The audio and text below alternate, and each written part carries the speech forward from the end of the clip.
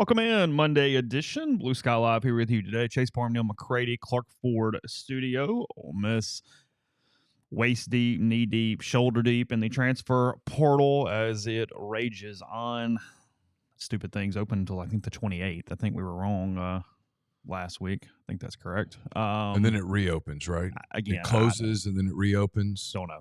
I'm kind of I'm admitting I'm being really bad at my job in that, but I don't want to know the answer, so I'm avoiding looking it up. If I'm being frank with you, I'm not even sure I know who to ask. yeah, I mean it's online somewhere, I'm sure, but I haven't googled it. Let's see if I can find it. Ole Miss basketball knocks off Southern Miss. Golden Eagles not very good at hoops. By 30 on Saturday at the Coast Coliseum down there in Biloxi. So we'll talk some SEC basketball. Another huge week for the SEC. They're just rolling just balls of butcher knives, as Tommy Tuberville would say back in the day. So we'll get in some hoops, we'll get in some portal, and more coming up on the show. A show brought to you every day by Blue Sky locations across the state of Mississippi, up down I-55, throughout North Mississippi as well. They take care of you no matter where they are. They have Sweet Daddy's locations everywhere. 2 sides, bread, 32-ounce drink for the lunch specials, ribs, pulled pork there at Sweet Daddy's. So wherever you are, Sweet Daddy's and a Blue Sky nearby. Again, coming to you from the Clark Ford Studio. We are. Clark Ford is in Amory, Mississippi, 662-257-1900. Call that number. Ask for Corey Clark. Tell Corey what Ford product you're looking for. He'll send you a quote within 15 minutes in business hours. Excuse me, right to the bottom line. No hassle, no haggle. You get your quote. Rest is up to you. You can shop that quote around. You can do what I've done, what I recommend that you do, and that is hop into a Clark Ford today. 662-257-1900. Guest join on the Campbell Clinic hotline. From fractures and sports injuries to complex spine and limb conditions, the pediatric orthopedic physicians at Campbell Clinic in Oxford are the only specialized pediatric orthopedic team in North Mississippi providing expert care for growing bodies. Visit CampbellClinicOxford.com to schedule an appointment or call 901-759-3111. So it opened on December the 9th. It closes on December the 28th, and then does not reopen again until April 16th. And that lasts 10 days until April the 25th. So guys still have 12 more days to get in the portal. Again, reminder, that is get in, not finalize any decision whatsoever. Right.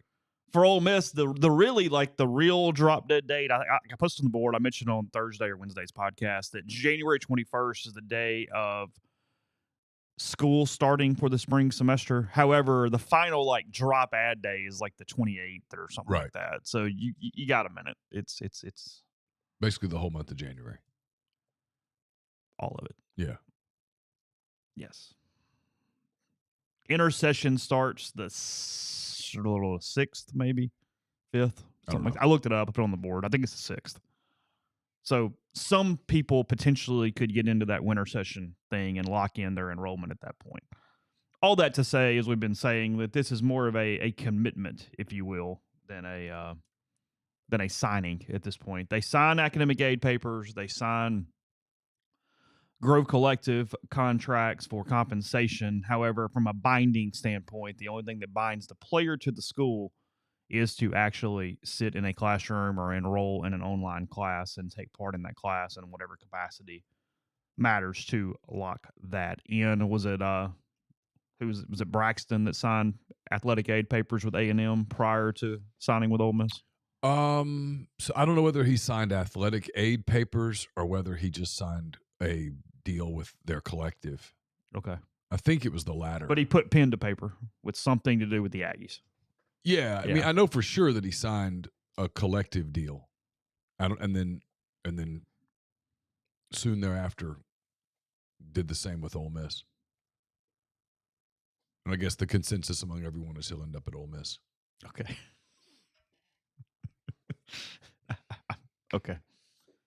So point being, I'm not going to make fun. I'm going to stay. I'm going to be the straight guy. No, I'm not making fun of the portal today. That angers people. I'm staying in it. You want to talk about Vitter today too?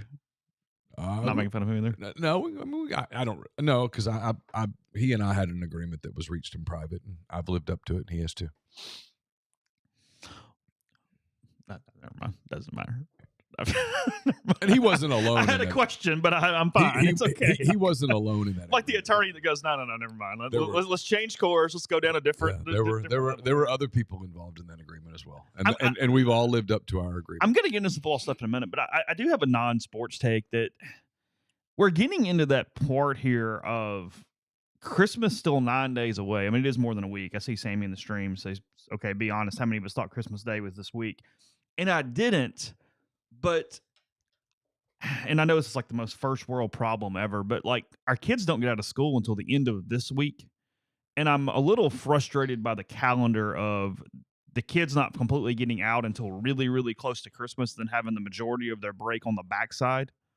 I would rather it be on the front side. Like I feel like I'd rather have a few more days here leading into Christmas than on the other side of the wagon there a little bit. So the calendar has me a little thrown off this morning as we're talking. It's December 16th there on Monday. Ole Miss has started bowl prep, by the way. We get Lane Kiffin and players tomorrow. Little after lunch. They'll have 3 media ops, I believe. Yeah, 3 media ops in Oxford this week. And then they go on the 29th. I think there will be media ops in Jacksonville. I'll be there on the 30th. Okay, is this a Gator Bowl thing? Is this because of when it is, or what is it? It seems like there are fewer media days with this bowl than I've ever seen before. There's only 2 media days. Yeah, there's 2 days that have any access. Sorry, is what I'm saying. Right. Yeah, I think that's far fewer than I would have anticipated for any bowl in the past. I don't think it's always been that way, but I think it's more. Are we shifting there? I think that's a national thing? Let's be realistic thing. Okay. You're not going to have media go 6-7 days in advance for the Gator Bowl. It wasn't an access bowl or a playoff game. Because I mean, there were days where other access bowls and things. I mean, you're a week early and you're doing an offense media day, a defense media day, a head coach press conference day, after practice media availability. Well, it doesn't really apply to Ole Miss this time, but there are a lot of schools out there that are going to bowl games where, frankly, I don't even know what you would talk about. It would just be nothing but sort of, okay, well, who's actually here, who's actually playing. It's not really media hype for the bowl. So there's kind of, if it's going to be no news to bad news, don't do it, I guess, is their perspective. Or just let the schools individually handle it. Like I think the Ole Miss media op, well, there's 2 of them, but the first one in Jacksonville, I don't think is necessarily Gator Bowl related. I think it's more of a post-practice deal. I wonder where they'll practice, by the way. Which one are you talking about? It's like the one on the 30th or the 31st. Okay. Yeah, I was looking for that. There's a joint press conference with Kiffin and Diaz on New Year's Day. That involves also a fireside chat is what the schedule says. You see that? I saw that. Yeah. I wonder whether they mean that literally. That's at a studio in Jacksonville. Oh, and it's on here. Ole Miss is practicing at the University of North Florida. Okay. Yeah. Post-practice on Tuesday, that's December 31st. Availability with select players. That is at the University of North Florida. And then on New Year's Day, the day before the bowl game at WJCT Studios in Jacksonville, it is a fireside chat and media availability with both head coaches. Gotcha. Lane Kiffin and Manny Diaz. Talking about how excited wonder if they'll actually there. Have like a fireplace. Or if they'll do it in front of like a screen that has a perfect fire. Like the YouTube video that you can just turn on and runs all the time. Yeah, that's pretty soothing it's too. Cozy. It has a crackle sound to it. It's kind of nice. Beard has not done his fireside chats this year, has he? Or if he's done one in a while, I haven't seen it. I haven't seen one in a while. Yeah. I don't know whether that's just because he's busy or it's been more work than what was worth it, you know. If you squeeze the orange really hard and you don't get much juice, you don't keep squeezing. Did you get your yard work done? I got it done, and now I need to do it again because I was pulling up this morning and wondering at your frustration level because you bagged a ton of leaves that are out on your curb right now, and yet your front yard. I'm not trying to trigger you. Had a lot of leaves in it, so I was wondering how frustrated. I actually got up and right now. raked again on Saturday morning. Did you really? Yeah, but it's a losing battle. They don't go away. They just keep coming. I mean, so I'll wait for them to dry, and then I'll do it again. Did you contemplate chopping the trees down? No, because Laura likes the trees, but we've talked about how if it were up to me, those trees might not be there, but she enjoys them, so that's fine. But you don't really sit out there. They don't provide this level of shade that like a backyard tree would, where it was That's true. covering something. That's true. I mean, from a practicality standpoint, no, those can go away. Absolutely. No, they don't trigger me though. I just raked. It was actually, I turned on a podcast, listened to some ESPN Chicago, and oh really? Just raked for several hours. Carson came home for lunch, saw me, I think felt bad, and came out and helped a little bit. Okay. It was good. Got it done. It was about a 5-hour process. You're wearing Cub stuff. You back into the into is No. Is it like winter meeting time or something? No, this is all just locked in? I put this on because as soon as we finish, I'm going to the gym. Okay. If I don't dress for the gym, I won't go. Knock out a variable a little So bit. Right I'm prepared to go to the gym. I get that one. I mean, that was during all the marathon stuff. You would literally come in everything except for like one thing and go, okay, completely all Yes. variables taken care of, ready, Yes. go. This way I'll go to the gym, get my workout in. Multiple people asking for your thoughts on Kyle Tucker, who you foreshadowed last Thursday morning. It's a really good pickup. It's a 1-year rental probably, but I mean he makes them a better team this year or this coming season. I don't think they're done yet with deals and stuff, but So are they really trying to compete this year? I mean they should. Okay. They're a big market team in a division full of mid-market teams, including their rival that appears to be in rebuild mode. The Brewers are losing people. Corbin Burns probably won't be back, or he's already gone. They traded Willie Adames. They just traded Devin Williams. I mean, Milwaukee's going to be a young team. Pittsburgh's a young team. Cincinnati's got a good team, but they've had a good young team for a while now. Yeah, if you're the Cubs, you should try to win the National League Central. And Kyle Tucker helps in that regard. We'll get into some portal stuff because I don't know where that conversation is going to go once we finally get there. But basketball getting close to league play. We're just a couple weeks away, something Real like quick, that. I'm working on a note. I'm making a note. Yeah, go I'm ahead. updating something. Addison Nichols, the offensive lineman from Arkansas, he visited at the same time as Kutas, right? The end of last days, I don't know. But Okay, yes, but he did visit Ole Miss. That was my understanding. That's my understanding too. Yes. And now there's an Arkansas running back in the portal too. Yeah, what's his name? Russell, I think. He's the kid that got in, got out, and now he's back in. Oh, he's No, seriously. is he jumping in and out? Okay. He got in, then he said he wasn't in when he was in, and then he got out, and now he's back in. Okay. Yeah, and that's literally okay. I'm not making fun. That's literally an account of what he's done. All right. So Ole Miss's game was not very interesting on Saturday. They knock off Southern Miss 77-46. They only allow 18 points in the second half. The Golden Eagles falling to 4-6 on the season again there in Biloxi.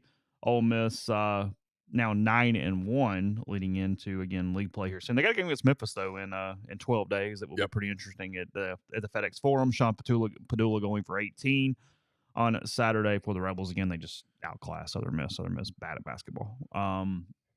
The league, however, though, had another sparkling day. Tennessee hits a buzzer beater to knock off Illinois, 66-64. Auburn just trounces Ohio State, 91-53 on Saturday. Kentucky held off what was pretty spunky of a Louisville team. They got into some altercations, kind of got the rivalry back going a little bit there in the Commonwealth. And Kentucky has played, Louisville has played well, but hasn't picked up a win. Ole Miss needs them to win a game. They're not really winning, but they're playing fairly well. They're under Pat Kelsey in his first year. Alabama held off pretty spunky, pretty good Creighton team in Tuscaloosa on Saturday night. Played really well early. Yeah, Creighton's not spunky. They're just good. Yeah, they're good. Yeah. They beat Kansas last week. Florida routed Arizona State on Saturday. Florida's really good. They're 10-0 now. We're really not talking about them enough. Yeah, they're one we haven't done enough on. They're probably being overshadowed by Tennessee and Alabama and Auburn, but Florida's legit. That is a really talented team. Texas A&M kind of bullied Purdue on Saturday, 70-66 over the Boilermakers, and Aggies are physical. They're athletic. I watched a good bit of that. I was at the gym. I was walking on the treadmill at the end of my workout, and I watched a good bit of the second half of that game. I don't know. I don't know what I think. That was, to be honest, that was a difficult watch. Like for the people who, that game had no flow at all, even though both teams sort of play the same way. Mm-hmm. Purdue was trying to force a round square, that a thing. square Yeah. into a circle. Kind of, it was almost like Painter was like, "Look, I don't care whether we win or not. We're going to get this done today." We're trying to identity this thing a little bit. They were really trying to create plays for the forward that has the hyphenated name, and I can't think of it right now. Good player. They were kind of making the offense go through him, and he didn't seem to want the offense to go through him, and it was very awkward. Oklahoma knocked off Oklahoma State in a blowout, 80-65. The Sooners are 10-0. Oklahoma's 13th in good. the country. They're 10-0. State in a really poorly played basketball game held off McNeese 66-63 in Tupelo. On Saturday, Missouri, South Carolina beating up on bad teams. Arkansas beating on bad teams. Georgia knocking off Grand Canyon. And then the one loss of the day was SMU beating LSU. I do not know if that was where that was. It was in the Compete for Cause Classic, so I guess it wasn't in Highland Park. But either way, SMU winning their 74-64. LSU, one of the weaker teams in the and they're 8-2. SEC. Yeah, they're 8-2. I mean, they're 8-2, and their net as of yesterday was 61. I mean, LSU's not bad. For whatever reason, I guess point I'm getting to is it seems like yesterday, and I don't know why it was yesterday. Maybe it was just the way the calendar fell. National media sort of all jumping on this SEC thing, comparing it to Big East team conferences from past years, kind of where they're going, where they're rolling. It was because Saturday, A&M beat Purdue, Alabama beat Creighton, Auburn just beat the hell out of Ohio State, Florida got the big win over Arizona State. You looked around, and Tennessee beat Illinois. Yeah, Tennessee beat Illinois in a big game that got a lot of attention. The foreign kid that plays for Illinois, the freshman, who looked completely outclassed against Ole Miss, but you could tell there was a lot of talent there. The talent is starting to emerge. He's really good. I can't think of his name right now. It starts with a K. But what happened is I think people just looked around, and when the league doesn't lose, and so this is as of Sunday. These are the net ratings, and there's another. I think KenPom, the numbers are even better. But you've got Auburn 1, Tennessee 2, Florida 5, Kentucky 8, Bama 10. So 5 of the top 10. You got Ole Miss at 22, Georgia, Mississippi State, Texas A&M are 24 through 26. Missouri's 29. So you've got 10 of the top 30. Wow. Oklahoma's 41, so they'd be in. Arkansas's 44, so they'd be in. Vandy and Texas are in the top 51 and 55. They'd be bubble teams. And then here's where the league's just they've put themselves in a position where they're just not going to struggle. LSU 61, that's a solid net. And Carolina's 98 at the bottom. I mean, on the road, that's a quad 1 game. Top 75. Yeah. And so Carolina's a quad 2. So you don't have any – there are no ticking time bombs on the roster. I mean, on the schedule. So basically Ole Miss opens with Georgia. So they're 24 today. And then they go to Arkansas. They're 44. So you have 2 quad 1 games. Just win approximately half, and you're good. In KenPom, 13 of the 16 are in the top 49. Yeah. Yeah, so basically the same. KenPom, outside of that, LSU. Who's 49 in KenPom? Is that Vandy? Missouri. Okay. LSU 59, Vandy 62, Carolina 68. So all 16 in the top 68 of KenPom. Yeah. I mean, it's crazy. With the number 1 offense in the country and the number 1 defense in the country in your conference. Auburn and Tennessee. Yeah. Auburn's really good. Ole Miss currently really 14th nationally in offensive efficiency weighted for opponent and 56 defensively right now. So 14 and 56 for the Rebels. And when I watch them, I think of them as more of a defensive team than an offensive team. Yeah. My opinion. Yeah, I agree. What they do offensively that is so good is they don't turn it over. Yeah, let's look at that. I'm going to try to find it real quick. Auburn, you mentioned too. Number 1 offense in the country and number 12 defense in the country. So they're legit. pack your lunch on both ends. It's not a. And Janai Broom can play for my team anytime he wants. Oh, I love that dude. Anytime he wants to play. He's got a uniform. If I ever start a team and he wants to play on my team, we'll make that work. Stud. Turnover percentage, Ole Miss is number 1 in the country. Yeah, they don't turn it over. And they force a lot of turnovers. 9th in the country in forcing. Mm-hmm. That will win you games right there. If you're number 1 in the country and turning it over on a good way, and 9th in the other way. You're never going to be a great rebounding team. This team's no. not going to be a great rebounding team. I'm not sure this team's going to be an average rebounding team. No. So you're going to have to make up for that elsewhere. And in league play, it's going to be interesting because some of these teams are going to be hard to force a lot of turnovers from. They are number 5 in the country at avoiding steals, and they are number 6 in the country at getting steals currently. Again, non-con, all the stuff. Yeah. I get it. Just telling you that's sort of where it's. No, but they've played some good teams. I mean, Ole Miss is good. Oh, there's some past SEC leagues where we going, God, can Ole Miss get to 12, 13? I mean, back in the day, you'd be like, going, hey. Now it's more, can you get to 9? Again, Ken Palm today, 21 and 10, 9 and 9. You're in. So he's got him beating Memphis up there. I guess so under that, guys, wouldn't he? I'll be curious to see that game. I got to get my credential for that. He has it basically as a pick 'em, so in the overall, it gave him a win, but it's a pick 'em. The rest of their non-con, 97, 98, 48 on percentages. So 48% at Memphis. They play Southern on tomorrow night. Southern University, obviously. Of Baton Rouge. And then Queens College, which I think is based in Charlotte. That is correct, yes. Not the Alexander Hamilton Queens College. That's on Saturday afternoon at 4. I'm sure there'd be a lot. Come on. Shut up. And then Memphis the 28th, which is a week later on Saturday. The league play starts. And there's nothing but league play from that point forward, right? That is correct. Yes. 18 games. Again, opening with Georgia at home, and Ken Palm is giving them a 69% chance of winning that basketball game. Georgia, yeah. Then 46, 76, 26, 38, and you're off and running. And there you go. So, yes. It's going to be fun. I mean, the league is going to be incredibly fun. I'm excited about it just from the standpoint of all the games. I mean, every night you're going to have some random road upset, going to have some battles. I mean, there may not be a team that can't get you on the right night. I think any of the 16 would be able to potentially get you depending on the day. So. Back to the portal. Tyler sent me this text. You can enter the portal up to this is why I was confused. Okay, go ahead. So the official window is the 9th through the 28th. Okay. But you can enter the portal up to 5 games after your last game, meaning bowl game or playoff game. Oh. So a team that has a bowl game, they will have individual windows for 5 days following that game. So an Ole Miss player could enter the portal, or a Duke player before anybody. I'm not foreshadowing. Up until the 7th. Through the 7th. Okay.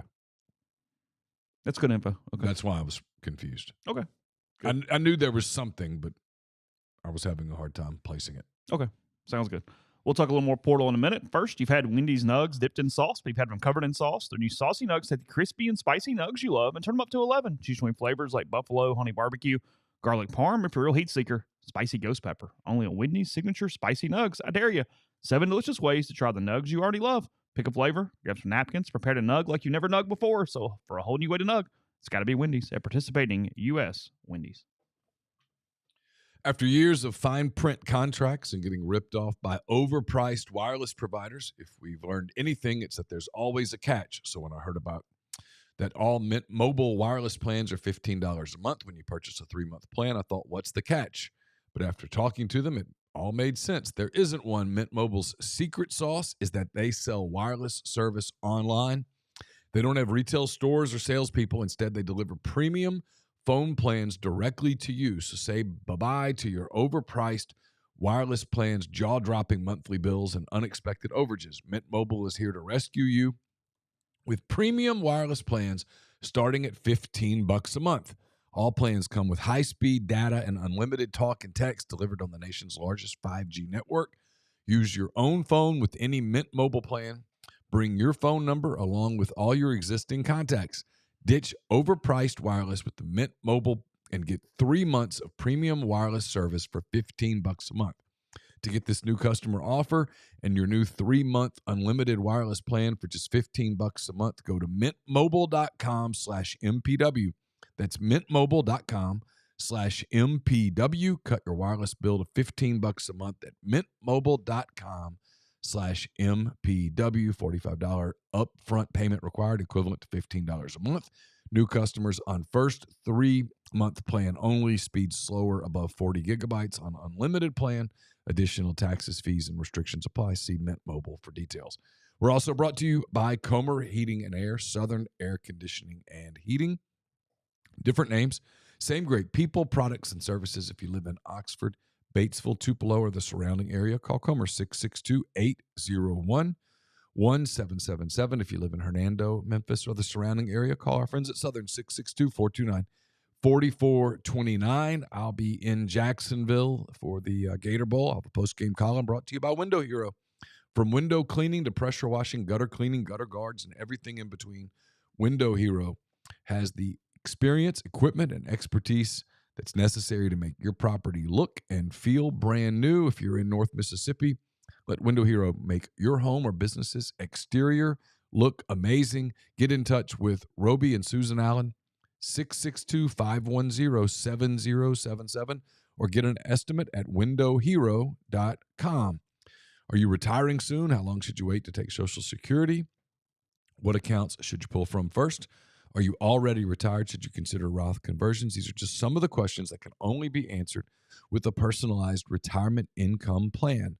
Andrew Sego Wealth Management specializes in helping folks just like you come up with their retirement game plan. Whether you meet at his office in Collierville or prefer Zoom from anywhere, schedule a free discovery meeting and see what they can do for you. It's rebelsretire.com.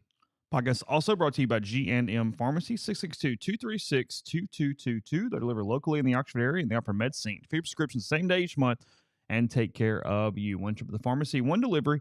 You have everything you need when you need it with G&M. They also have some different clinic options available here in Oxford as well. So again, G&M South Lamar, 662-236-2222. Portal. Ole Miss picked up several commits at this point, most from Arkansas. Also, I guess Womack got it kicked off. Deshaun Womack on whatever day that was, maybe Thursday. I don't know. Again, it's all running together, but LSU either way, yes. LSU defensive end, Princewell, Umani Ellen, also over the course of the weekend. Two high upside, but haven't necessarily done it to this point. Edge players for the Rebels, LSU and Nebraska, respectively. If you want to be positive about it and kind of Pollyanna, they've had incredible win percentages per PFF College. They win a lot of passing downs. They have gotten to the quarterback as far as pressures. It has not translated into sacks at this point of their career for both those players. They're actually very similar players when you look at where their win percentages and their analytics are and what may be possible, but hasn't happened yet. And I mean, I kind of had written down that the word of the year is going to be valuations. Yes. We keep saying it. I want to go into that a little bit here in a minute. And I think early on, especially with these defensive ends, you're getting really good evidence of that because you're going, okay, what do you got to pay them? What are they worth? And then figuring out what they're worth is doing what have they done and also the potential upside, a lot like NFL. I mean, a lot like these different things into a way different level than a high school kid who has no evidence on tape at the D1 level. You get Big Ten and SEC football with these guys on the field and trying to figure out what it's going to mean. And look, if they do exactly what they've done to this point of their careers, they're not worth hundreds of thousands of dollars. If they take one step, they are. And that is what everybody is trying to figure out is, hey, does Pete and Randall Joyner and those guys, can they get it done? And are they worth it? Or what they are is their ceiling, and that's who they are. And I mean, it's fascinating to watch play out in real time, especially when you go back to Ole Miss's previous class and who panned, who didn't, what was the expectation coming in, because, you know, different guys have different expectations. You're paying them with different expectations. Money is going up, by the way. It's going up a lot. We'll get into that in a minute too, probably. But I find those defensive end spots, especially as fascinating as any part on the field is in what you're expecting, what you're paying, and kind of where it sits, because they need to replace a couple spots there from a pass rush standpoint, and that's what they are. You know, there was a lot of talk about Harold Perkins at LSU there for a while, but he's got a knee injury. You don't know what he's going to be. and he would be asking for pretty considerable money for a guy coming off a knee injury, and two, you already have that same guy in a lot of ways with Centurion. So it's that doesn't make sense for Ole Miss, I guess, is what I'm getting at there from a Harold Perkins standpoint. Yeah, Perkins would be probably an emotional decision, and they're very clearly trying not to make those, because I think they got burned on a couple of those last year. Juice Wells. Yeah, I mean, not picking on Juice. One in particular, they overpaid him. They paid him a lot. And, I mean, at the time, there were people around the league that were like, man, I can't believe they're doing that. Like, why are they doing that? And they're trying to get a win. And you hope he's better and all the stuff. I think they got caught up in the whole Portal King thing a year ago. I think they'd admit that. They got caught up in the semantics of we're winning the portal, which is great. But there's no trophy that comes with that. You got to get it right. And so they made a mistake on him, and that money ended up costing them being able to do some other things that perhaps they would have done. And they weren't as good in the offensive line as they probably needed to be. And that burned them ultimately. It limited their ceiling offensively. So they're trying not to repeat that this time around, and I think it's leading to a more methodical, but probably a more efficient is probably the word I guess I'd use, approach. They hope so. Yeah. Well, that's the word they're shooting for. You won't know. But, yeah, I mean, look, you could just go throw a bunch of money at people and go buy them. We see it in the NFL every year. They go grab a bunch of free agents, and they don't mesh, and they don't work together, and you go, God, that was a bust. That didn't work. Yeah. So they're trying to be careful. Trying to figure out the right guy. It's why, I mean, look, there's a lot of pro Ole Miss talk on him right now, but Singleton is interesting to me. I made a big long post yesterday on the board about it because he's very expensive. At least his ask is very expensive. He's turned down high six figures from Georgia Tech.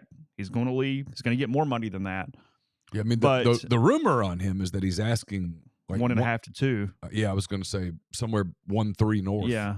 And because of that, either somebody is going to go, nope, he is worth it. He's the best player, and he's a great wide receiver, and he's worth that money. Or they're going to make an emotional decision and go, we just want the win with potentially the number one wide receiver in the portal. Or nobody goes, yeah, nah, and then the ass comes down. And then suddenly we go, okay, well, at that number, maybe so, and let's start doing it. Because he's not just fast, he's track fast. I mean, he's won college track meets in the 200 meters. He can really, really run. He also really drops the football. He also had not had a very good link up this past season in deep or intermediate routes, despite having a pretty good quarterback. I think that's the thing, too. If you're really trying to flag Singleton on a, hey, is this going to work out or not work out, is Hayne King's pretty good. So it wasn't like he had a bad quarterback throwing in the ball. Yeah. You know, the other example of that is the kid from Oklahoma State, whose name is escaping me right now. The wide receiver. Starts with an S. He I'll have to go look for it. Yeah, it's fine. Stribling. He had 92 targets and only 52 catches, despite only 2 drops on the season. His quarterback play was god-awful. Right. Hence, you go, okay, I'm not going to hold that against him. But with King and Singleton, you got to go, well, I don't know. Something's weird there. So I think that's what everybody's trying to balance right now is what's he worth and what's he going to do for you, because there's not another burner like that in the country, including Barry and Brown. Yeah. But is he going to catch the football? What did Brown get from LSU? Have you heard? I have not heard. More than a lot of schools had valued him at, but otherwise I don't. That's what I heard. I heard he got 7 figures. And then LSU added Michael Van Buren. He did. And I'm going to guess that he got 1.5 plus. Yeah, because quarterback things, I think we talked a little bit about this on Thursday evening during Henry's guys, but I think it's worth saying is that quarterback is the one position. Look, prices are going up at every position right now. Okay, it's going across the board. Yeah. But quarterback is the one that's taking this huge exponential leap. And it's happening, in my opinion, because of revenue sharing and teams that suddenly had, I'm making up numbers, 2 to 4 million having 16 million. Mm-hmm. Well, suddenly they're operating in a whole new stratosphere of availability. Duke, for example, picks up Mensa from Tulane. Well, let's say Duke's going to fully fund the football side of their NIL. That's $16 million on a 75-15, 5-5 split. That means that they could pay him millions of dollars and still only be using 25 to 30% of their salary cap or their payroll, if you will. And I think that's what you're going to see is quarterback being so valuable at the college level or any football level and being a necessity if you're going to take a big step, that quarterbacks are about to just be in gold mines, but it's going to be – that's what the rumor is, that quarterbacks are going to be making more money than head coaches. And it's going to be fairly in line with what the NFL, even this season, what the NFL does as far as what percentage their quarterback is making of their overall roster. Yeah. Money-wise. Yeah. So while it's crazy money in the scheme of what we're used to, what we're expecting, or even where it was last year, it's not as crazy when you think of it like Duke suddenly has $15 million more to play with, and they decided to spend 4 of it on a quarterback. Yeah. That actually makes complete sense to me because you got to have one. Yeah. So if you're a quarterback today. Yeah, sure. No, you're doing well. And then I think you see some schools, and maybe Mississippi State's in this boat, and this is not a criticism, by the way. I kind of get it, that are like, we don't have this money on hand right now, and before we commit it, we need to make sure that we're going to have it. And this might be the year that a handful of schools sort of keep the powder dry a little bit, make sure this is the strategy moving forward, and then go from there. It's not great news for Jeff Lebby if that's the case, but I get it.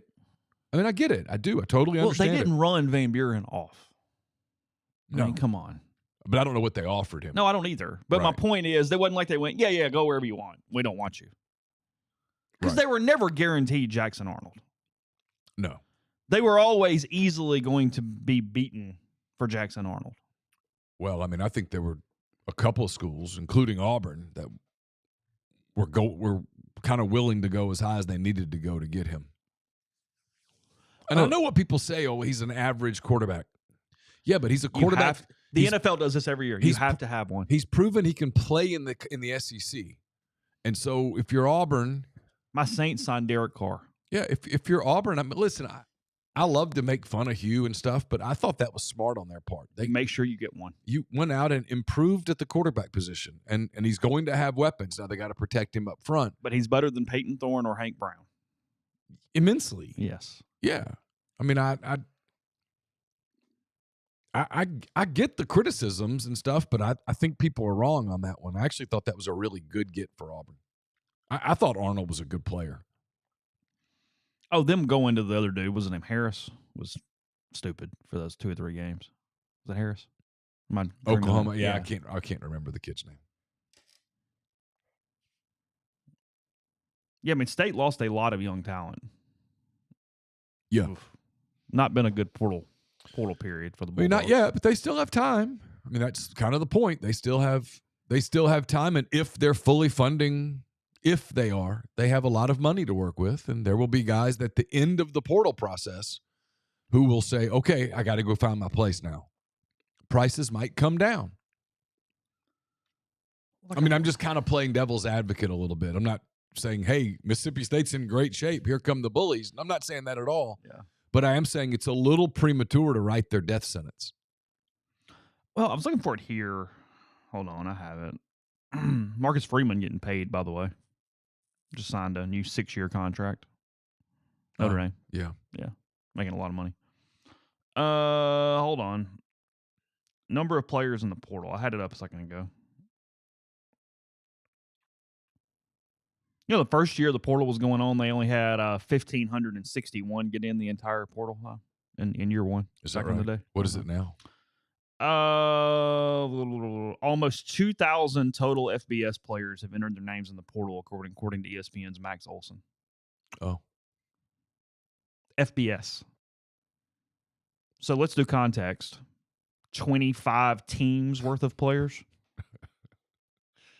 and a lot are not in yet. No. A whole lot are not in yet. Well, the tampering portal is still alive and well with kids who may be getting in the portal and already have a good idea where they headed when they get there. Yeah, kids who are going to play their bowl game first. It is incredibly common. They don't want that hanging over them. It's incredibly common to hear about a kid and you go look him up and go, I'm in the portal. And you go, oh, okay. Yeah. Okay. Yeah, there's a lot of that. And hey, and listen, that might be where like Mississippi State is. I'm sure that they have people who they are aware that those guys are going to get in the portal and they're confident that maybe price tags will go down. Because your price tag on December the 16th is probably different than what it is on January the 16th if you still haven't found a place. Well, and the market sets the price a little bit. You see what the top guy's position get, and the next guys get down, and there's a pecking order. Yeah. It happens at every position now. Like 15 years ago, it happened with the top quarterbacks in the country out of high school. You kind of waited for the very top one to go. Then everybody else started picking their schools and going down. Yeah. Now you're seeing that everywhere. We saw it in the baseball market. Everybody waited for Juan Soto to sign. Once he signed, there was a cavalcade of things that happened. Arizona has lost the most players in the portal among Power 4 programs. That is 26, followed by Arkansas and Mississippi State at 24, Kentucky at 21, Purdue at 20, Oklahoma and A&M at 19, and Utah at 18. So if you're noticing there, that is a very SEC-heavy list when it comes to players in the portal. One Power 5 assistant coach saying that at least one reason for that is he believes that the teams scout each other's rosters better than anybody else in the country to immediately start tampering and picking and going at. Kids know each other and stuff, so you're able to tamper without it technically being tampering. Everybody tampers. I've said that for a long time. The whining about tampering drives me crazy. Your roster's being tampered with, and you're tampering with. And if you're not tampering, you're failing at your job. I mean, you are, but yeah, everybody's tampering at this level. It's just silly. Big loss for Ole Miss so far is Chris Paul declaring for the NFL draft. That has been their one major setback, and I think a bit of a surprise to the program. Now, he'd had a good grade, so not a surprise in that way. But he had been negotiating, had been at least following through the process were he to return for next season, and probably timed it out a little bit. He hung in and was, if you will, using old school parlance, the kind of the top host for a lot of portal players, including the ones from Arkansas prior to him announcing. So he played pretty good soldier there for the Rebels. My only surprise really was I was surprised because I'd been surprised earlier. Yeah. When people said, well, he's going to come back, I was like, really? Because I'd heard he had a, second round grade. And if you're a linebacker with the second round grade, go. You should go. Go. Like everything. Because I talked to some NFL people like, hey, what do you think about, Paul? And they were like, oh, he's a good player. His stock. One NFL guy was like, his stock is as high now as it's going to be. I was like, so you go, right? And then I heard from Ole Miss people that they expected him back, and I was surprised by that. So then when Saturday happened, I was surprised, but if I took a step back, I'm like, I'm not really surprised. Yeah. I don't know if that makes any sense. From a group of 5 standpoint, the team with the most players in the portal is New Mexico with 35. So God help whatever their roster looks More than like Marshall? next season. Marshall is at 27 currently. A lot of their guys aren't even in the portal. They're just transferring. And I think that's the Marshall situation overall. They're talking about it in the stream right now. Fascinating because you have this coach that was sort of in weird water with the admin already, and Charlie Huff. You had him winning the league and then leaving to a team that finished last in the league. Yeah. Going to Southern Miss, obviously. They agree to play in the bowl game, the Independence Bowl in Shreveport, then say that they don't have enough players, can't do it logistically, doesn't make sense. They pull out. They decline the invite against Army after they'd already accepted it. I think Louisiana Tech is going to play Army. Is that correct? Yes. Hometown team playing? Yes. Tech's going to drive 64 miles down the road. 64. Mm-hmm. Okay. So they are going to go and do that. And then Marshall, and I guess that's where I'm going here, is they've done some stuff on the internet and on TV showing that they technically could have gone from a roster standpoint of who's on the roster today. But I'm kind of with you. I'm wondering if that is not a real number because they know more people are deflecting. They're not going to play in the bowl game, and they do not actually even have the numbers on paper right now that they are showing to go down there and play in a game. Yeah. My gut says that's not the real roster number. Yeah, that's what I think too. They literally said it wouldn't be safe. And again, it's not to bring up a COVID thing, but it's kind of like back then we started talking about it. It's not the total roster. You have to have enough at each position.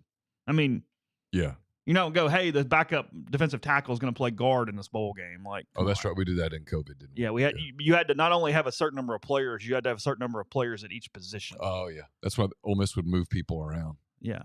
One of the backup quarterbacks got moved to receiver. Yes. So that they'd meet the quota. And it's why apparently Kellen Mond was the only quarterback on Texas A&M's roster, because once he went out, the game could not be played. Sorry, can't do that one. Not enough dudes, or not the one dude, if you will. Louisiana Tech, by the way, has 20 in the portal. It's not like they're not a little handicap there. Yeah, in Ruston. I can't imagine they have a ton of salary for players, and don't know what they're even going to try to do. Well, they don't have the money. I mean, they're not. They cannot fully fund. No, they can't even 10th fund. I wouldn't think they could even partially fund. They don't have money to pay football players. They have less than I even thought. I was talking to a couple people about that over the course of the last month, just anecdotally, and I mean, they have nothing. Well, I mean, I've said this before, that institution, God bless it. And Pat may be right. It says Pat said they could have played. They chose not to. Pat's also very literal. He will not go the extra step of wondering what it might look like in 2 days. He's incapable. Because that would be anti-NCAA, and we don't do that. So, 40. Sorry. Yes. My bad. Pat 40, yes. Sorry. He wrote a column Saturday, said that this current Heisman Trophy ceremony Heisman Trophy race was the most interesting in history. It's like, everything's amazing right now. If it's related at all, it is better than sliced bread and the wheel and fire currently coming out of a lot of national media members. So they've got their talking orders. Oh. That's like the campaign stuff. I will give them one thing. It was a crazy-ass stat that, was it 8 of 9 or 9 of 10 of the 10 Heisman Trophy finalists, or people that got votes, however the hell you want to say that, all came from FCS or Group of 5 programs at one point. Only one player in the top 10, either maybe 9, maybe it's 8 of 9, because I don't know what McCord did, played at a FCS or Group of 5 program at some point in their career. Oh, okay. Gabriel, UCF, all the way down. Yeah, okay. I got you. Yeah. Hunter, Sanders. Yeah, I got it. Yeah. Nobody wasn't traditional. I went to Alabama. I stayed 3 years. I finished third for the Heisman Trophy, and I moved on. So 40 and then what you're saying, I have not kept up. So you're saying they're telling you that everything's awesome? It just feels really extreme right now. Yeah, it feels like anything to do with college football is not just great, but it's the best ever. We are doing a lot of historical, this is the most amazing thing ever, but in a very pure amateurism type of way. Like, we should get really ingrained in the Heisman Trophy presentation, because that showed you the little guy was huge, and that made it the most interesting ever, and blah, blah, blah, blah, blah.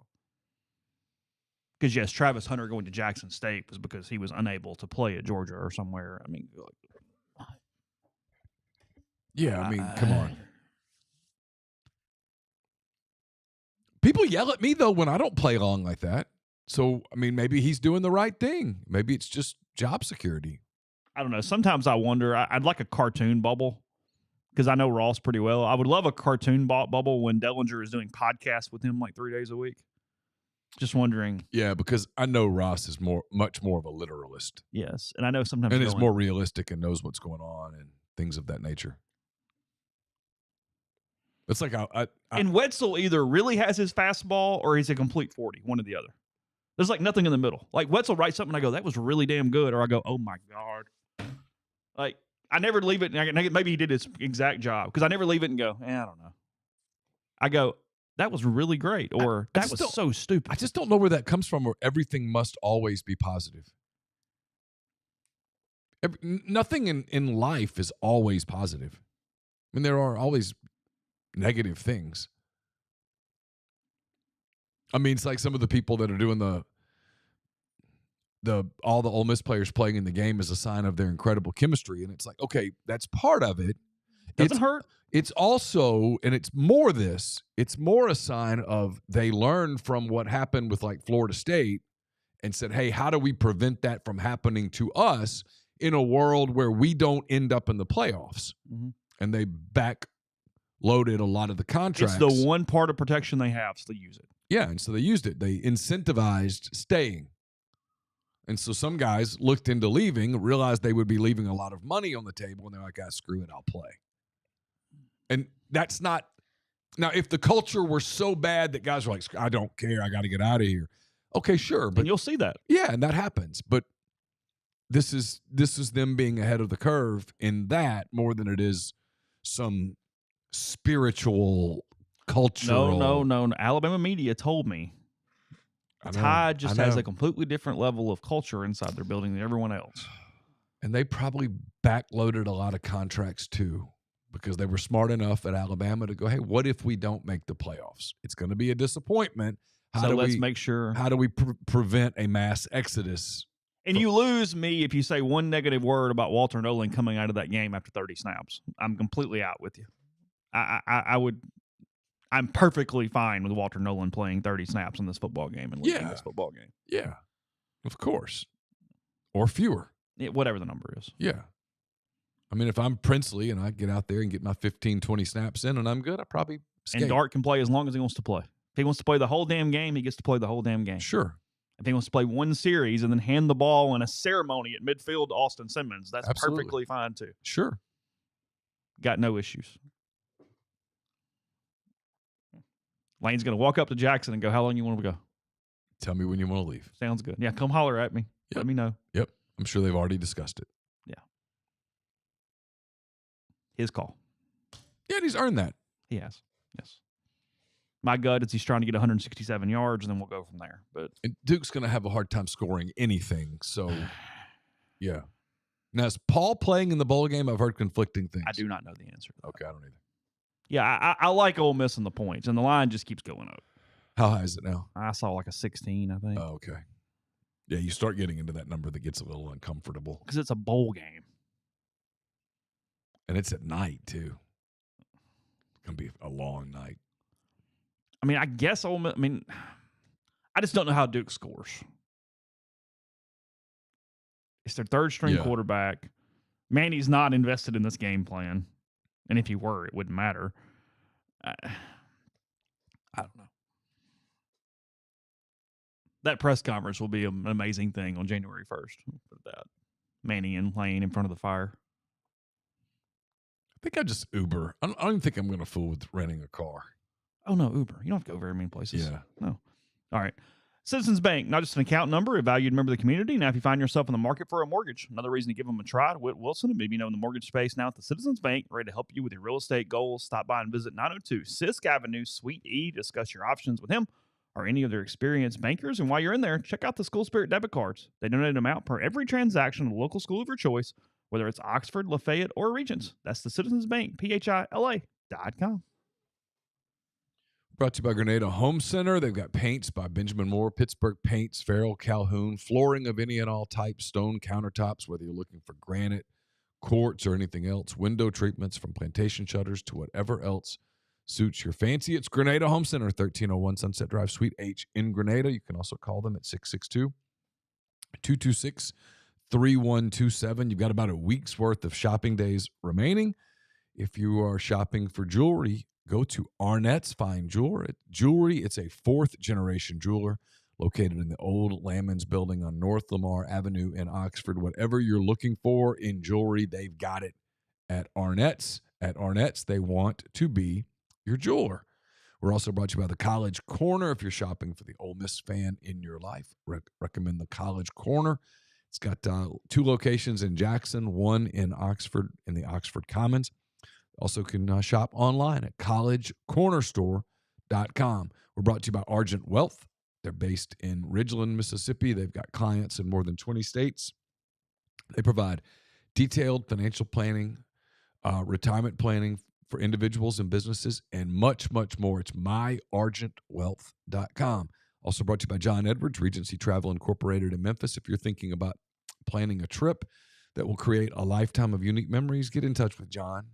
Just give him a budget, give him some parameters. He's going to give you options that you're probably not going to find on your own. 901-494-3387 or jedwards@regencytravel.net. Get the beautiful, healthy smile you deserve at Corinth Dental. Dr. Bubba McQueen, Dr. Jenny Beth Hendrick are devoted to restoring and enhancing the natural beauty of your smile using conservative, state-of-the-art procedures that result in a beautiful, long-lasting smile. From routine checkups to advanced treatment, including implants and Invisalign, Corinth Dental is here to help you achieve your smile goals. Schedule your appointment today. Take the first step toward a better version of yourself. It's corinthdental.com. Podcast is also brought to you by NE Spark, fastest, most reliable fiber internet option available. Whether you're streaming the Rebels or connecting with family and friends, they offer both residential and business packages with speeds up to 2 gigabits. To learn more, register for service. That's nespark.com. NeSpark. Get connected. Stay local. With Paul's movement to the NFL draft, Ole Miss probably has to change up. Well, not probably. They're going to have to change up kind of what their plans were at that position. I think they could have gotten by with some workable depth out of the portal with Daugherty and Paul returning, but now you're looking at an impact guy, a starter that is necessary. The only name that has even really popped up that I've noticed is the kid out of Texas, the big time recruit who has barely played. I looked him up this morning. I think he only played 13 snaps this season. He was injured in 2023 and missed all of that season with an injury. So he has been at Texas for 2 years. Big guy, 6'3", 227, 230, somewhere in there. But there are no stats to speak of. He's played mop-up and kickoff team duties for the Longhorns this season. Kewan Lacey in the portal, by the way. Oh, really? Yeah. Oh, look at that. And the names don't really change, do they? They just all the same. Where'd TJ Finley go? I can't remember. Has he not picked a place yet? I thought he did pick a place. But did he really? I can't remember where the place is. Is that his fifth? I mean, 5, 6. Who's counting? Darian Gillette is the Texas linebacker. Visiting state over the weekend. North Carolina, Ole Miss, I believe. Yeah. What are you laughing at? Just laughing. Hey, what? Sometimes the portal thing's funny to me. Like a guy like Gillette. 2 days ago, if I'd asked 100 people who's Darian Gillette, none of them could tell me who he is. It would take the really major recruiting. He was ranked like in the 80s, right? Back in the day. And now people are hanging on every word with Darian Gillette. Any update on Darian Gillette? You didn't know who he was on Thursday. I just think that's funny. That's all. Not in a bad way. Just funny. You got to admit it's kind of amusing. It's funny. Yes. Okay. It's funny. It's well, and again, he has no stats. Maybe you value the hell out of him, and he is whatever, and maybe might end up being the total difference maker. But when you go, I mean, I don't even know, and someone will today. By God, someone will. But I don't even know how you do that. Here's how he fits. It's like he hasn't played. There is no evidence. Yes. He fit into Texas's kickoff team. That was it. So. Well, and then if he goes elsewhere, it'll be, he wasn't very good anyway. And so it just cracks me up. That happens with everybody. Kewan Lacey, a year ago, it was a monumental failure that he didn't end up. I mean, we blamed Quinshon Judkins for it. He got to Missouri. Wasn't it Judkins' fault? Yeah. He got to Missouri and he couldn't get on the field. Now, he might end up being a great running back. I don't know. But it's the thing of you are sometimes sort of shopping through other people's trash cans a little bit. Yeah. What did they not get right? What did they undervalue? Yeah. What did they not develop? Yeah. And it's possible that. And sometimes you get them and go, oh, no, that's a dude. Yeah, had a dude. And then sometimes he's the same dude for you he was for them. I've talked to a lot of people kind of around the country, and the one position that they're really cynical about. This has been a running back. Well, it's offensive line. Oh, okay. This has been a developing thing for a while. They're just worse and worse. Aren't as many of them. No. They're not as good. And defensive lines are getting better. And athletes are playing defensive line now. Mm-hmm. So they're getting better on that end. They're not as good on the offensive line. You see that at the high school level increasingly more and more, and that's becoming a thing at the college level, at the NFL level. I was watching some of Bengals Titans yesterday, and the Bengals have had some injuries at left tackle, and they were really struggling, having to change their offense to protect. It wasn't plug and play. Mm-hmm. That's in the NFL. So if the NFL can't plug and play, it stands to reason that college can't either. Running back is fascinating to me because it links up with offensive line number one, especially in a run blocking situation. And then it's the other spot where Ole Miss failed last year is that they went and got Dominic Thomas. They went and got the other Amos out of Miami of Ohio. Rashad. And he didn't do anything at all. Couldn't get on the field. So you look at a kid like Hardy and go, is he that? And did he run really well because he was in the Sun Belt? And it's easier to be a running back and have a little more speed and do all those things there. Or no, he was an SEC back trapped on a Sun Belt roster. And that is it's a very critical evaluation decision that I don't know the answer to. I'm not paid to make that evaluation and couldn't begin to. And so I know that he had 10 carries for 30-something yards against Texas, and I know he had 15 carries for 60 yards against Auburn. I also know he was running behind ULM's offensive line. Yeah. So I don't know. ULM starting center, I think, just transferred to Colorado. Oh, really? Thought I read that. Okay. You get like a newsletter every morning with ULM Athletics News. Is that what it is? The Alumni Association send out twice a day. A letter? Twice a day. WarhawksIllustrated.com. It's fantastic. Water ski team, routes, ULL, and a friendly. Yep. They just keep asking for money, and I just keep writing checks, one after the other. ULM doesn't call them UL, do they? In like any kind of official capacity, right? No. No. We follow the law. The law. It is law.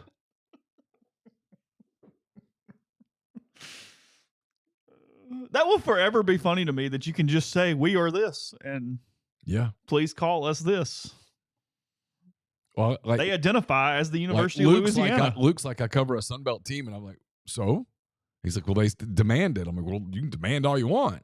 Hold on, what? Huh? The UL, Arkansas State. The Sunbelt basically demands that the people covering their teams refer to ULL as Louisiana. Are you kidding? No. And I'm like, no. I'd say no. Sorry, Sunbelt. Sorry. I mean, what are you going to do? Can you get your credential pulled for not calling Louisiana Lafayette? I guess you could. University of Louisiana? I mean, I guess you could pull credentials. That'd be a hell of a note. Of all the things. And feels like it's one of those things where they're like, oh, just come on and do it.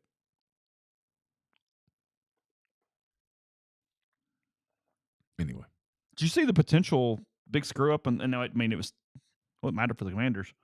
See the potential screw up in the Saints game yesterday? You watching the end of that? I did not. So,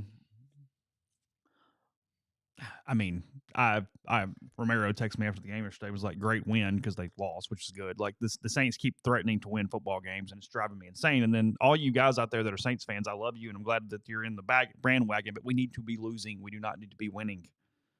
And I see people celebrating the wins. Sometimes I'm like, not going to the playoffs. Lose the games. Lose all the games. So anyway, they have a comeback yesterday against the Commanders, and they're down by 7. With pretty sure they're down by 7. I think that's right. Driving, pass across the middle. They're inside the 10-yard line. Okay, catch the ball, 10-yard line. Clock moving, 9 seconds. Okay. Inexplicably, this clock just stops with 9 seconds left. Not supposed to. What was the betting line? 7. Or maybe they were down 7 and it was 6.5. Maybe, but yes, the betting line was very much in play on this possession. And the clock just stopped with 9 seconds left. It stayed stopped for almost 4.5 seconds. And the Saints got the spike off to run one more play and then scored with 1 second left. With 3 seconds left. The clock would have run out. That's a little fishy. That's a little fishy. Feels like somebody... 9 seconds left. The clock just stopped. Feels like somebody had something Gave on that them game. the time to spike it. Did the clock operator think that it was college? Come on, you're running an NFL clock. You know the rules, right? Let me find it. Hold on. I've got, they allow, because the NFL will do this. They allowed a pool reporter, and that did not help the case at all. Let me find it here. I actually kind of laughed at this. Where's it at? I think Matthew Berry was talking about it because he's a Commanders fan. So I think that's where I saw it. Here we go. PFWA, which I'm assuming is Professional Football Writers Association. That's correct. Poll reporter Luke Johnson, who covers the Saints. Interview with referee Sean Hockley. Sorry. That's Ed's Sun, I guess. Yeah. Commanders, Saints, December 15th. Question. At the end of the game, it was the third to last play. The Saints completed a pass short to the goal line, and the clock kept running. And it appeared the clock stopped at 9 seconds. I was wondering if you had an explanation for the stoppage. Hockley. The covering official mistakenly stopped the clock in that situation. The clock should not have been stopped. Okay. Question. Was there any consideration to reviewing the stoppage? Was there anything you could have done after the fact? Hockley. No, it is a situation that's not reviewable. Okay. Question. When were you all aware of the mistake? Hocula. That's all I have for you, Luke. The covering official mistakenly stopped the clock, and it's not reviewable. Whew, that's not good. A lot of money changing hands there. Yeah, that's not good. Because it had no chance of impacting the outcome of the game, correct? No, I mean, the Saints could have I think they failed on a 2-point conversion to. Oh. Yeah. No. The game easily could have. It could have been a loss for the Commanders. Yeah, no. Okay. Yeah, no. The Saints could have won the game. So you had a fan running the clock. Can't have a fan running the clock. Can't have a fan running. You can't.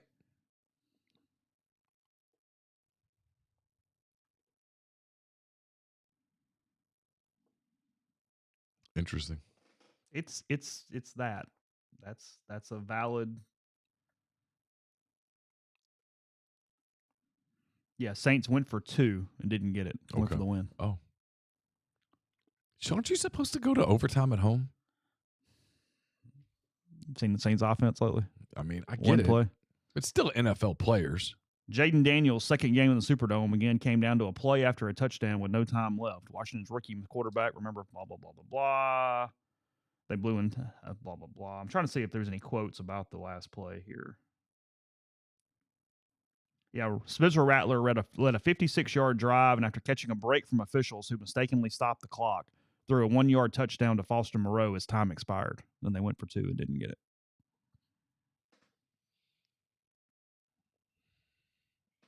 Yeah, I don't know. If you're the NFL, that's not a good look. You got bailed out by the Saints not winning the game. Big time. Because a lot of money changed hands, but you're still, the majority of your audience is more hung up about who wins, not who covers. And if the Commanders, who are now 9-5, were 8-6 instead, you'd have a problem today. Yeah. Have one pissed off coach. Oh. All the fines. I mean, that's where you'd have to go get the fine. I'll tell you one thing that happened yesterday was Josh Allen won the MVP. That shit's over. He's pretty good, isn't he? It's done. Also, a little bit of concern if you're the Lions defensively. Giving up a ton of points 2 weeks in a row. They're banged up. They're hurt. Severe injuries. That leg injury was bad. Yeah. Oof. They're banged up. It's a little bit of a problem as you're looking through this right now for them. Well, right now the Eagles might actually be better than them. I think they are. Maybe. Yeah. Hurts played well yesterday. He did. He played well. They beat the Steelers yesterday. Yeah, they played well doing it. Mm-hmm. Because Pittsburgh played okay. Philadelphia was just better. Pittsburgh plays Baltimore this week. It's always a fun one. Oh, yeah. It's coming up on Saturday. Neal's pick starting on Thursday. Is that correct? Yeah. Did I see that correctly? Yeah, I think the first game is – hold on. And I just took SEC teams and then playoff games. I didn't do all the We're not doing all the MAC? First game's Friday. So, yeah, okay. we'll try to publish by Thursday, definitely publish by Friday morning. We got Tulane in Florida in the Union Home Mortgage Gasparilla Bowl. Yep. What's the line? Tulane plus 14. Plus 14. Yeah. Okay. Coming off 2 losses to end their season. And without their quarterback, because he's now making a lot of money at Duke, who plays Ole Miss without that quarterback. Or the other quarterback. Or the other quarterback. Yes. There are 4 quarterbacks in this equation. Only one is actually on the field for the Blue Devils. I'm sure Manny would love to go, hey, Lane, you win by 17. You good? Let's get out of here. Oh, there's no doubt right now if you offered Manny Diaz, hey, 31-14. And you don't even have to go play the game? Yeah. Sign him up. Okay. Give him the trophy. Whatever. Does the trophy have a gator on it? Ooh. I don't I don't know what the Gator Bowl trophy looks like. I'll look up in a minute. First, Declaration of Independence Center for the Study of American Freedom, located on the Ole Miss campus, and aims to explore and examine the fundamentals and founding principles of the United States of America. The center offers an academic minor in freedom studies and scholarship opportunities for Ole Miss students that bring lots of networking potential. So to learn more, contact Stephen Scoltetti, freedom@olemiss.edu, or visit independence.olemiss.edu. Are you a displaced corporate executive wanting to put your career in your own hands? Are you an experienced entrepreneur looking to diversify? Either way, Andy Ludicky can help. He's a longtime Rivals board member, diehard college football fan, franchise veteran. He owns multiple franchises and businesses, uses his expertise to help others find their American dream through a very thorough and free consultation process. So call Andy, put your life and your career in your own hands. It's 100% free. Nothing to lose. Find your perfect franchise at myperfectfranchise.net or call Andy at 404-973-9901. Located in the heart of Cajun country in Broussard, Louisiana, Parrish Brewing Company's simple goal is to make awesome craft brewed beer, and they do it really well as you're getting ready for some of your holidays, your parties and such. If you're grabbing beer, don't forget to grab Parrish Brewing Company. You got Dr. Juice, Ghost in the Machine, Cane Break, and so much more at Parrish. It's all good. You'll love it. Again, Parrish Brewing Company. Also, we're brought to you by Art Hayes, Sotheby's International Realty. Are you thinking of making a move? If you are, put the power of Sotheby's to work for you as a licensed agent with Sotheby's International Realty and a supporter of all things Ole Miss. Art can help you buy or sell in your hometown or anywhere in the world at no charge to you. Seriously, so call and ask him how. 612-805-5929 or email Art at arthur.hayes@lakesmn.com. We're also brought to you by Kaiser Flooring. Speaking of Neal's Picks, they've sponsored Neal's Picks all year. Locations in Oxford and Batesville. Kaiser Flooring provides outstanding quality flooring products and installation services to residential and commercial properties. Kaiser carries the best in hardwood, laminate, vinyl, and tile flooring, as well as carpeting. Their goal is to offer amazing and durable flooring products and superior services to make your life easier. It's kaiserflooring.com, or you can call them in Oxford or Batesville. And we're brought to you by Meadowbrook Wealth Advisors of Raymond James. It's a full-service investment team based in Jackson, providing financial planning and investment management to clients across the state and surrounding areas. Ryan Geary and his partners are a local team that utilize the strength and resources of a national firm to bring their clients an impeccable level of service. This includes access to investment strategies and portfolio managers not available to all investors. If you're interested in a no-obligation consultation or you just want to be added to their monthly market email update list, reach out to Ryan with Meadowbrook Wealth Advisors of Raymond James at 601-368-2215 or ryan.geary@raymondjames.com. Raymond James and Associates, Incorporated, member New York Stock Exchange, SIPC. TheManThing.com. That's the men's clinic in Madison and Brandon. If you're dealing with low energy levels, no motivation, decrease in muscularity, increased belly fat, low sex drive, difficulty sleeping, and other issues, try TheManThing.com. Again, you make the appointment with either of their locations, and after that one, they can kind of treat you from anywhere as they hope to make sure you age through the process as gracefully and as strong as possible by following all those different protocols. So again, that is 601-607-7869 in Madison or themanthing.com. Tell you, if you've got Did you some find the trophy? Oh yeah, no gator on the trophy. It is a football on this weird pedestal thingy. But apparently there's a golf tournament attached to it at some point, and the Gator Bowl Pro-Am winners do actually get basically a gator head skull thing. That has that should be the game trophy. If you're Ole Miss, though, you probably would just pass on a Gator Bowl trophy. Don't this think year. that's the you move just would this year. Take the dub and just leave the trophy. That would be a trophy to leave on the field. You probably wouldn't want that hanging around the building. You're not going to commemorate 2024 with a gator head you put in the locker room somewhere or from the stadium. Probably trigger some bad memories.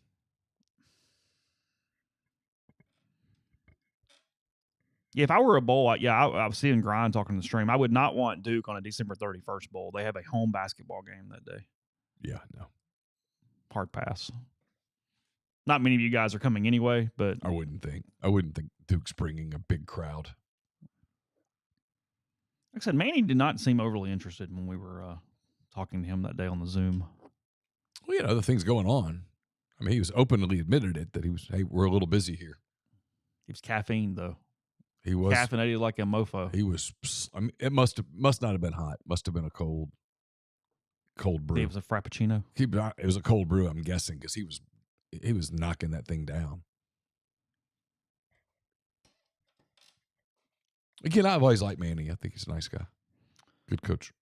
Did a good job this year at Duke. Duke won 3 in a row to end the year. They beat NC State on the road. They beat Virginia Tech at home, and then they had a walk-off 6-point win over the Demon Deacons. Yeah. At Wake Forest. Yeah. Saw those two teams. I saw Wake. Well, I mean, you were obviously covering the game, and you had very similar thoughts, but we were doing the watch-along during that game, and it was like the third play, and all it was like a 12-yard run or something, but it was Jeffrey Osiski that went, oh, shit. Like, and you could just see everything and go, oh, God, there's no prayer. Just no. Oh, no. They weren't playing no prayer. They weren't playing the same sport. It was like, you see this sometimes in girls' soccer, like Oxford's pretty good, and when they play a team that is not really not good, it's like it's over immediately, and it was that. Soccer maybe as much as any sport because it's lack of slow time. Maybe basketball is the other, like where that has to feel incredibly helpless when you're the other team. Yeah. Because it's not even sort of segmented the way football is or something where you kind of get to go 3 and out and punt. You can't get the ball. Yeah, you can't slow down enough to calm for a minute. You're just getting... No, you just get mercy rule. Yeah, you're just going to get killed. So you're waiting for the first... Basketball with a press would be similar, where you're just going, I can't even... You can't get the ball up court. Yeah, because like I've told this, like really early in my journalism days, I would do a lot of string work during the day with Journal, and they'd send me out to basketball games, 1A, 2A, all over North Mississippi, and you'd run into the really good girls team who would press like crazy. And I remember watching two teams play, and I walked out of the gym to take a phone call really early in the game, and it was like 4-2. I came back in, and it was 50-4. They had run a complete full court press the entire time and just picked it off and laid it up over and over and over and over. And at some point, the coach is an asshole because it's like, well, at 50-4, he's there. I mean, at 20-4, it's like, just play now. Just play. Stop. You're going to win. If you need to go back to that in a minute, go to it. But can we just stop? There's a 0% chance you're losing the game. Chill. Like, I don't know what the most lopsided score that I ever covered, but you had multiple schools that would really, really run it up on other schools. Like I know I covered a 90-13 one time. I think that's the worst. Yeah, I think that's the worst I remember. Something like that. So, yeah, a little different deal there. Wake Forest finished 4-8, by the way. God, there were 4 really bad football teams. They beat NC State. I told you Dave Doran sucked. Well, they had a bad year. Because if you lost to Wake, you're bad. North Carolina A&T, UConn, Stanford, and North Carolina State. Yeah, I don't know how Wake beat Stanford. It takes like half a pulse to go win 7 games in the ACC. Just pulse. Yeah, just be moderately proficient at something. At something. I mean, that's horrid. And yet 3 teams didn't win 6. Wake Forest, Stanford went 3-9, and then Florida State's debacle of a freaking season. Stanford beat somebody too, right? Didn't Stanford beat somebody? I can't remember. They beat Syracuse, and they beat Louisville. Yeah. That is the strangest schedule I've ever seen. They beat Syracuse, Louisville, and Cal Poly. They also played a bit of a tough, if you can have a tough ACC schedule. Yeah. They had to play Clemson, SMU, Notre Dame. Like, it was fairly complicated there. I don't know why I'm doing this. Sorry. It's Monday of whatever, and here we are. And they got 2 teams in the thing. See? Well, because the games count. Strength of schedule, I mean, we don't play them on paper. Nope. We play them on the field. Yep. Again, guys, get ready to pull for Tennessee. I know you don't want to do it. I get it. Get ready to pull for Tennessee this weekend. We'll look at those games as the week moves on. Is that why people are kind of in a bad mood? Is it the end of the week that's coming and everybody sort of knows it? I think probably. That's it. Is that I what don't it is? blame you. Like, I get it. I've just been trying to kind of, is that what it is? Probably. I think that would play a role. There's some saltiness. I mean, I understand it. Let's looking real quick. One last thing. We get out of here. SEC stuff for tomorrow. Is there any major games in basketball? Ole Miss plays Southern. They do. 6 o'clock ESPN Plus on that one. Tickets as low as $2 if you'd like to head on over to the pavilion. Yeah, I would think you. North Carolina plays Florida tomorrow night. Oh. In Charlotte. I like the Gators. Do you? They're good. Clemson plays South Carolina in Columbia tomorrow. It's a good game. That's it. Is that it? LSU hosts 1-9 Stetson. Okay. Auburn plays Georgia State. Like the Tigers. Definitely like the Tigers. You're going to get after Georgia State. I like the night. Auburn money line. It's probably plus 82 gazillion thousand. Missouri Jacksonville State. Mississippi State hosting Central Michigan.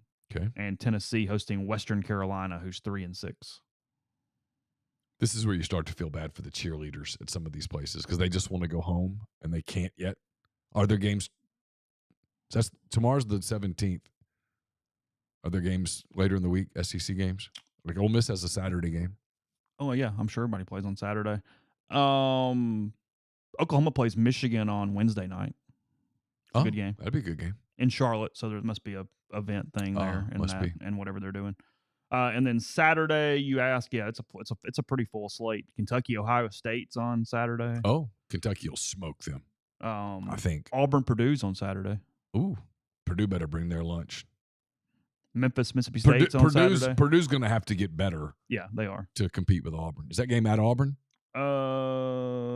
It's in games in Birmingham at BJCC. Oh, so who does Alabama play? Is Alabama doing a doubleheader? Is UAB in the doubleheader? Or is it just a single game? I don't know. I'm only on SEC games. Okay. So I don't know. Okay. Memphis, Mississippi State is Saturday. Where's that game? FedEx Forum in Memphis. All right. That's it. That's it. Of anything of any real note. Okay. Yeah. Everybody else just playing trash. Now I'm curious. What is UAB in now? Sunbelt? No, they're in the American. Aren't they? Are they? I think so. Okay. I'll see what UAB is doing. I don't see them. So, okay. I don't know. We got plenty of time before Saturday gets here. We can update you guys. So, all right. I would think that's not going to be a great day for college basketball rankings. It's not. You got NFL and playoffs. College playoff, yeah. Yeah, it's going to be tough. All right. Have a good day, guys. RebelGrove.com for any portal news prior to tomorrow morning when we get back with you. MPW Digital, more shows coming your way as well. So take care, and we'll talk to you on Tuesday morning.